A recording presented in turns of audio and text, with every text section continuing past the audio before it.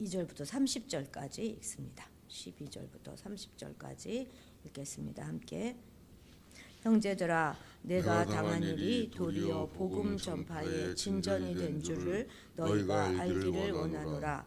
이러므로 나의 매임이 그리스도 안에서 모든 시대 안과 그 밖에 모든 사람에게 나타났으니 형제 중 다수가 나의 매임으로 말미암아 주 안에서 신뢰함으로 겁없이 하나님의 말씀을 더욱 담대히 전하게 되었느니라.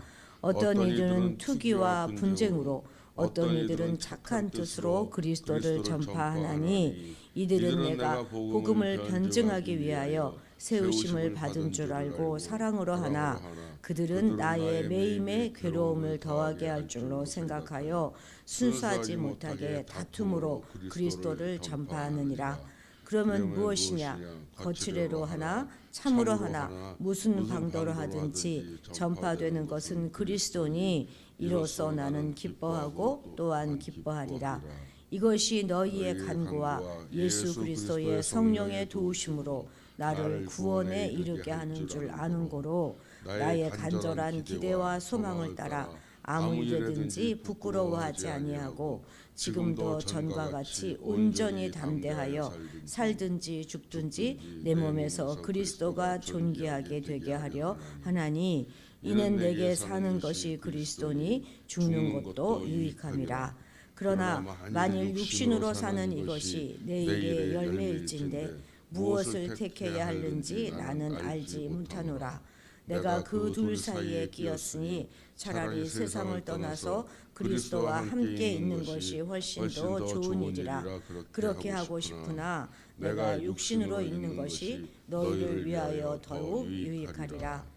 내가 살 것과 너희 믿음의 진보와 기쁨을 위하여 너희 무리와 함께 거할 이것을 확실히 아노니 내가 다시 너희와 같이 있으므로 그리스도 예수 안에서 너희 자랑이 나로 말미암아 풍성하게 하려 함이라.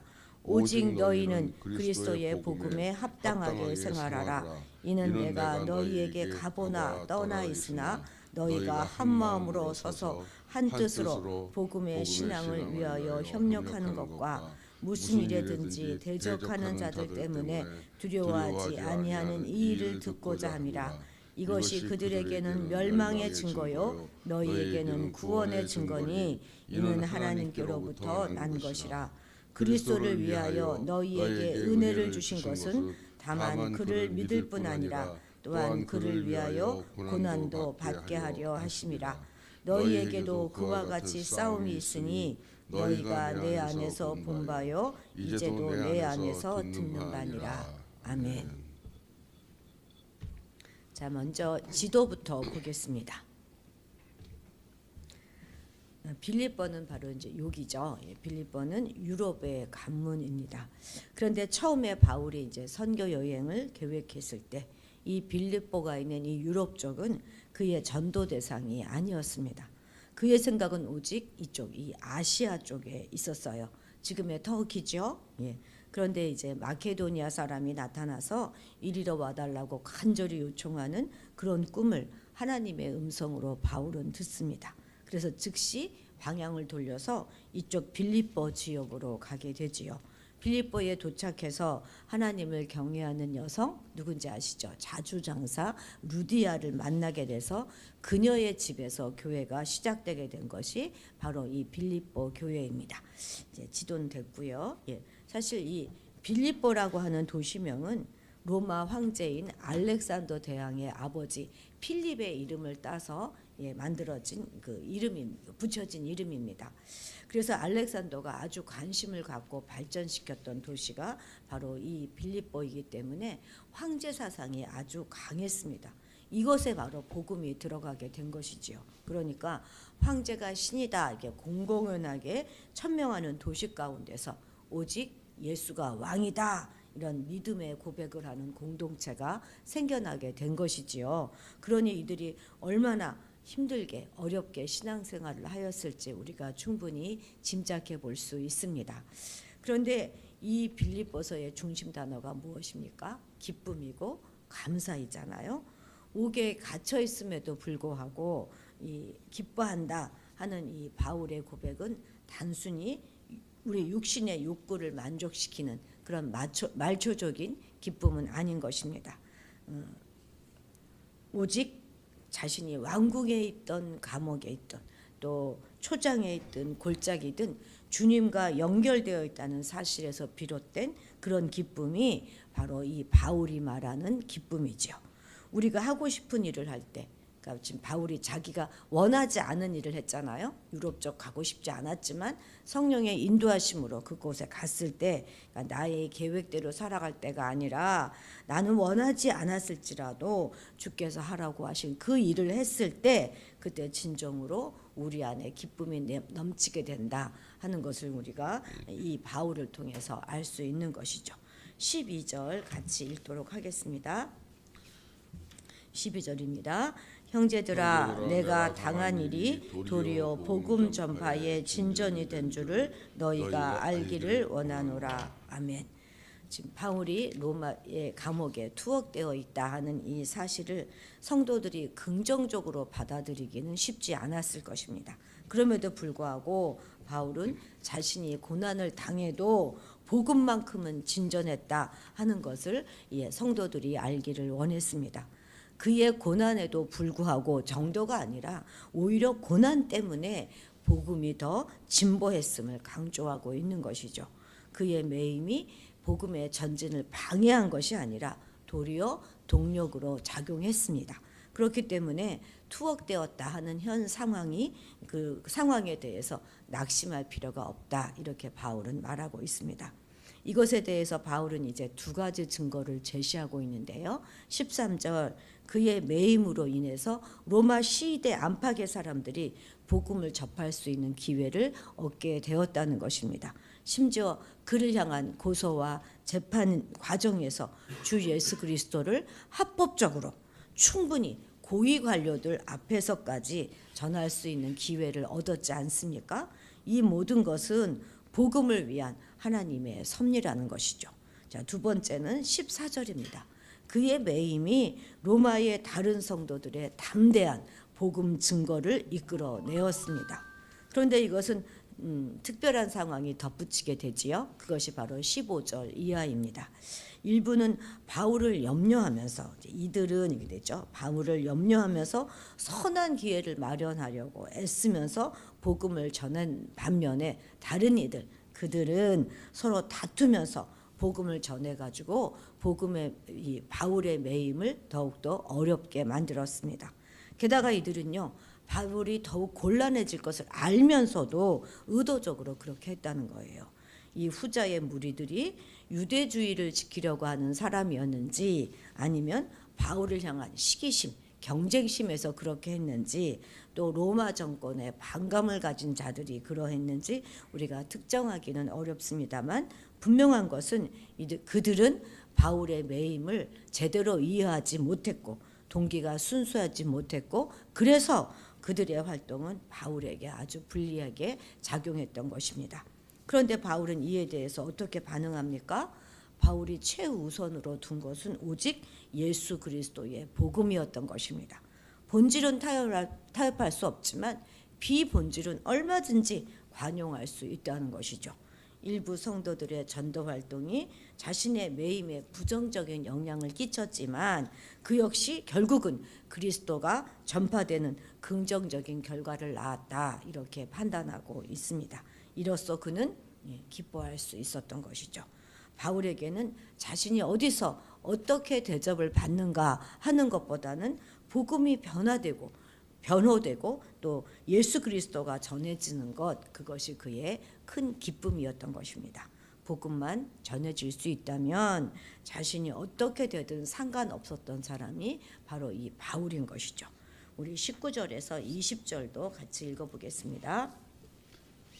이것이 너희의 간구와 예수 그리스도의 성령의 도우심으로 나를 구원에 이르게 하는 줄 아는 고로 나의 간절한 기대와 소망을 따라 아무 일에든지 부끄러워하지 아니하고 지금도 전과 같이 온전히 담대하여 살든지 죽든지 내 몸에서 그리스도가 존귀하게 되게 하려 하나니 20절에서 이제 살든지 죽든지 이렇게 말하고 있죠.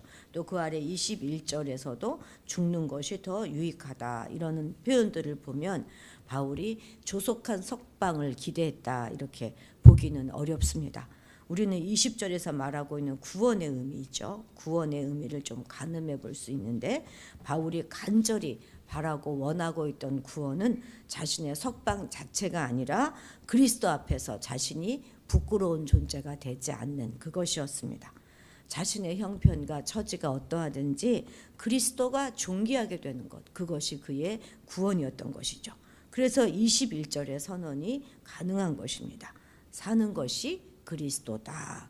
이렇게 말할 수 있는 것은 자신의 생애가 그리스도와 연결되어 있다 그런 뜻이잖아요. 그렇기 때문에 모든 것, 죽는 것까지도 그에게는 유익한 길이었습니다.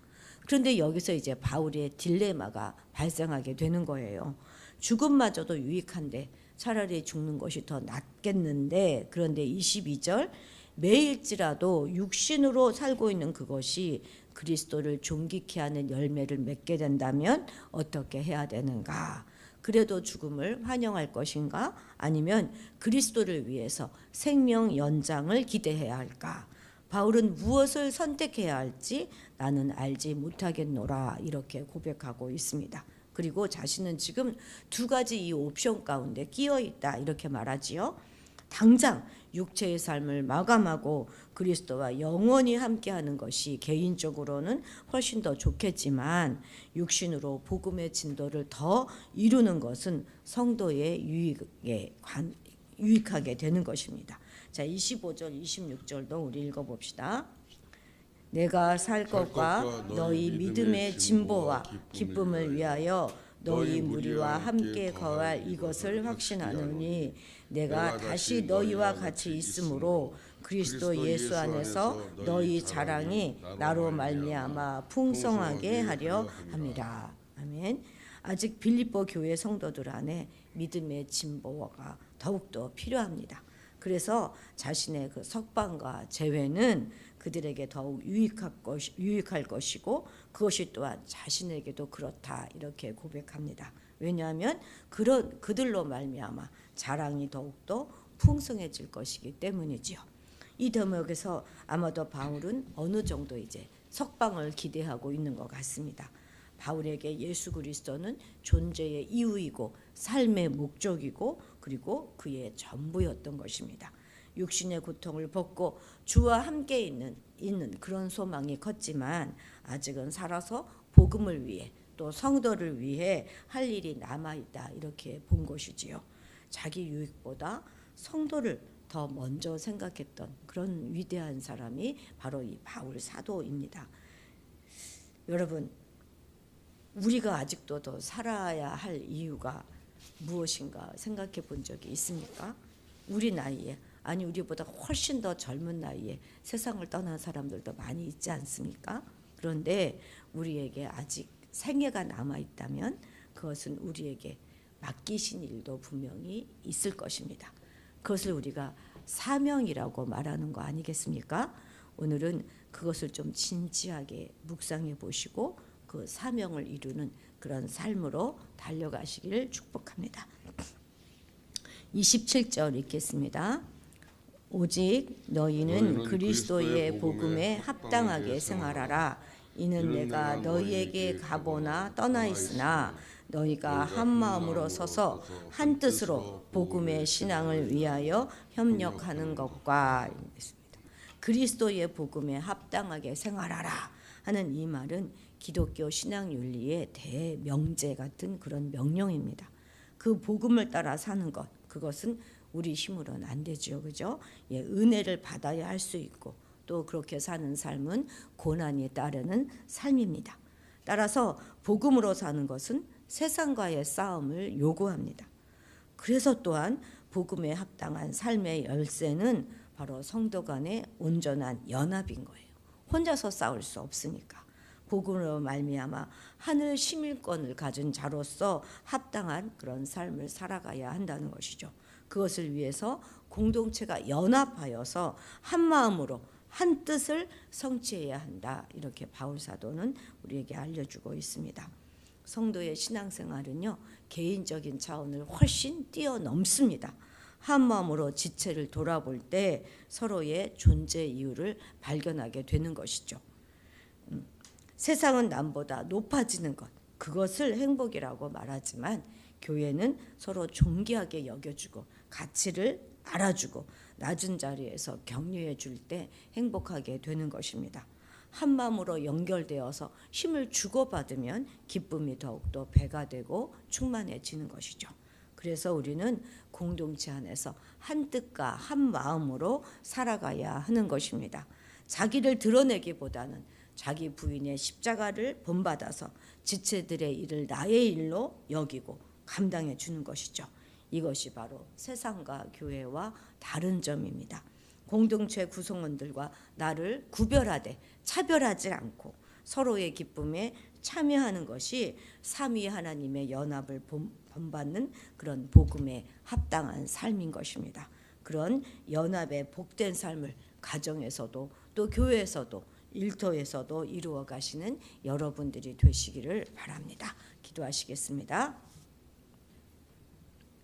오직 우리의 기쁨은 나의 소원을 이루어가는 것이 아니라 하나님이 맡겨주신 그 일을 감당할 때 참 기쁨이 넘침을 우리가 날마다 경험케 하여 주옵소서. 아직 우리의 생명이 남아있고 우리에게 맡겨주신 하나님의 일들이 있을진데 그 일을 찾아서 겸손하게 이루어가는 우리가 되게 하옵소서.